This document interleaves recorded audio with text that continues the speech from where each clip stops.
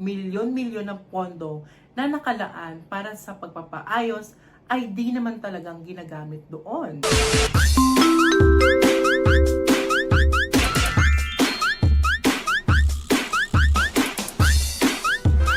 Upay na adlaw sa iyong tanan. Anong trip mo? Podcast presents Day Sumbungan ng Bayan! Para sa ating next episode na to, ay mapapakanta tayo ng Minumulto na ako ng gobyerno ko. Mali! So yun na nga, so it's all about multo. Kaya naman nakaka-excite ito. Ang kwento natin ito ay nagmula sa ating kainday na tila nasa horror movie ang kaniyang pamumuhay araw-araw. Feeling ko, relate tayong ordinaryong tao dito. Tarot lang, hindi ako kasama dyan. Sa pinamagatang Paranormal Life. Hello po, Inday. Ako po si Makmak, isang 44 years old na office worker mula sa Quezon Province. Nakilala para sa mga kwentong nakakatakot.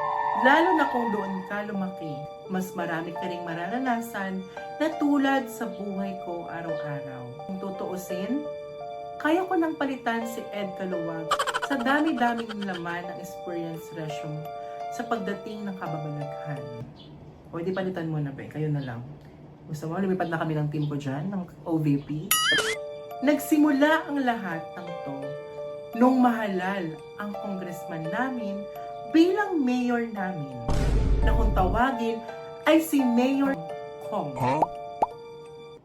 Yung Kong niya ay C-O-N. Marami kasi siyang tanim na kangkong sa bakuran. Kaya nga Mayor Kangkong, diba? So, huwag kayong maging alam nyo na yung eksena. Nung una, komportable at tahimik ang buhay ko. Wala rin istorbo, pero nagbago ang lahat ng isang gabi.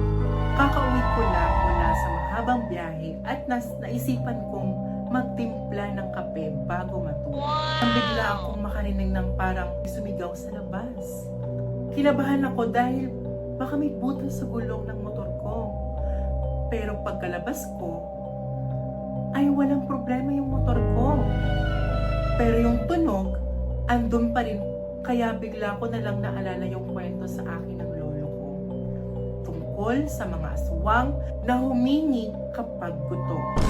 Kaya sa dala ng takot, makbo ko sa loob at nag-lock sa kwarto.